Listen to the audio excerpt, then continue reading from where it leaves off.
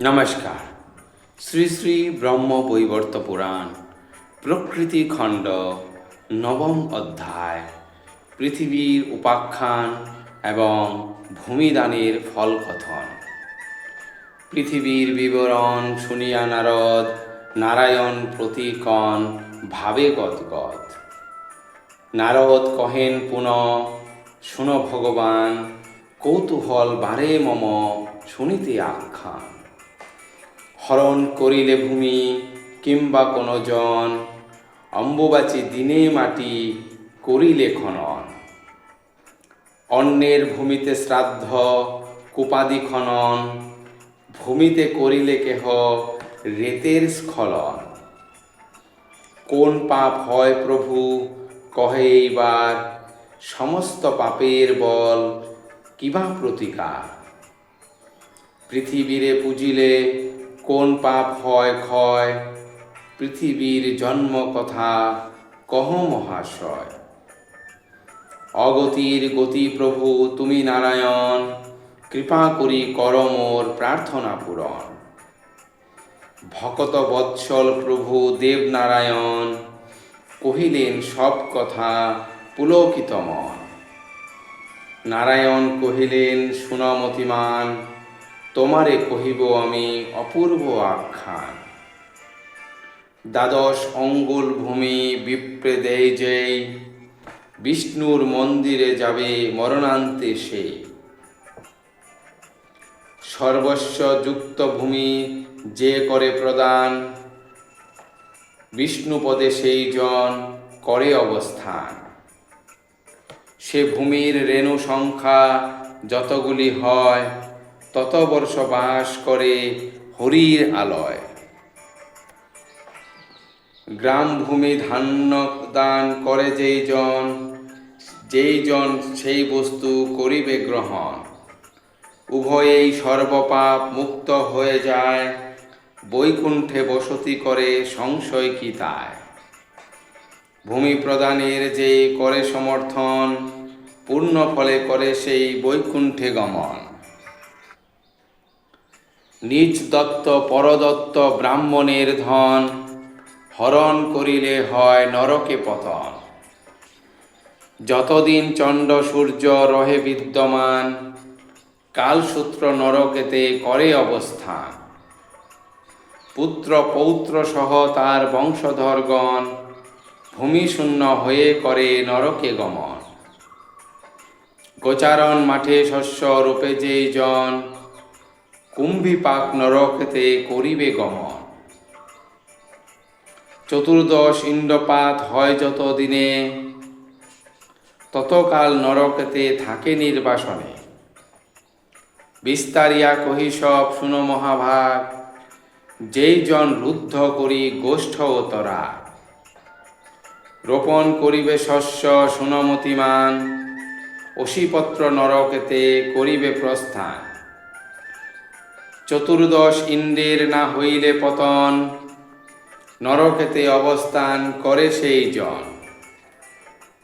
অপরের তরাগের করি পক্ষদার, যেজন উৎসর্গ করে বহু পূর্ণতা। যত রেণু আছে সেই পঙ্কের মাঝার, তত বর্ষ ব্রহ্মলোকে রহে অনিবার। ভূস্বামীরে পিণ্ড আগে না করি প্রদান, পিতৃশ্রাদ্ধ কেহ যদি করে অনুষ্ঠান। নরকে গমন সেই করিবে নিশ্চয়, শাস্ত্রের বচন কভু মিথ্যা নাহি হয়। ভূমিতে প্রদীপ যেই করিবে স্থাপন, সপ্ত জন্ম অন্ধ হয়ে রহে যেই সেই জন। যেই জন শঙ্খ রাখে ভূমির উপরে, সেই জন কুষ্ঠরোগে ভোগে জন্মান্তরে। ভূমি পরে মুক্তা হীরা রাখে যে জন, সপ্ত জন্ম ধনহীন সেই জন। শিবলিঙ্গ শিলাভূমে করিলে স্থাপন, কৃমিভক্ষ নরকেতে করিবে গমন। শতমনন্তর কাল রহিবে তথায়, শাস্ত্রের বিধান ইহা সন্দেহ কি তাই। সূত্র মন্ত্র শিলা জল তুলসী চন্দন, জপমালা পুষ্পমালা কর্পূর রোচন। রুদ্রাক্ষ ও কুশমূল ভূমে রাখে যেই, মন্বন্তর কালে থাকে নরকেতে সেই। যজ্ঞসূত্র পুস্তকাদি রাখিলে ভূমিতে, জন্ম কভু নাহি হয় বিপ্রের জনিতে। ব্রহ্ম হত্যাকারী তুল্য পাপীজ সেই জন, হে নারদ শুন ইহা শাস্ত্রের বচন। অশেষ বিশেষে কহি বিধি ও বিধান, মানিয়া চলিবে যার আছে শাস্ত্র জ্ঞান। লঙ্ঘিবারে চেষ্টা যদি করে মূর্জন, অবশ্য হইব সেই পাপের ভাজন। যজ্ঞ সমাপন করি যেই মূর্খজন, ভূমি পরে নাহি করে ক্ষীরের সেচন। অতিশয় তাপ পায় সেই অনিবার, তপ্ত নরকেতে সদা গতি হয় তার। ভূমিকম্প কালে আর গ্রহণ সময়, খনন করিলে ভূমি মহাপাপী হয়। জন্মান্তরে বিকলাঙ্গ হয় সেই জন, অতি সত্য কথা ইহা শাস্ত্রের বচন। অতঃপর কহি শুন কিরূপে বসুধা, ধরে পরিচয় আর বিচিত্র অভিধা। প্রতিটি নামের সঙ্গে অর্থ আছে যুত, পরম আনন্দ পাবে হয়ে মনপুত। জনের ভবন তাই ভূমি তার নাম, অপূর্ব শাস্ত্রের কথা শোন গুণধাম। জনে জনে ধনরত্ন দান করে ধরা, এই হেতু নাম তার হয় বসুন্ধরা। শ্রীহরির উরু দেশে জন্ম হয় তার, তাই তার উর্বী নাম জানি অনিবার। পৃথিবী সকল বস্তু করেন ধারণ, ধরিত্রী ধরণী নাম তাহার কারণ।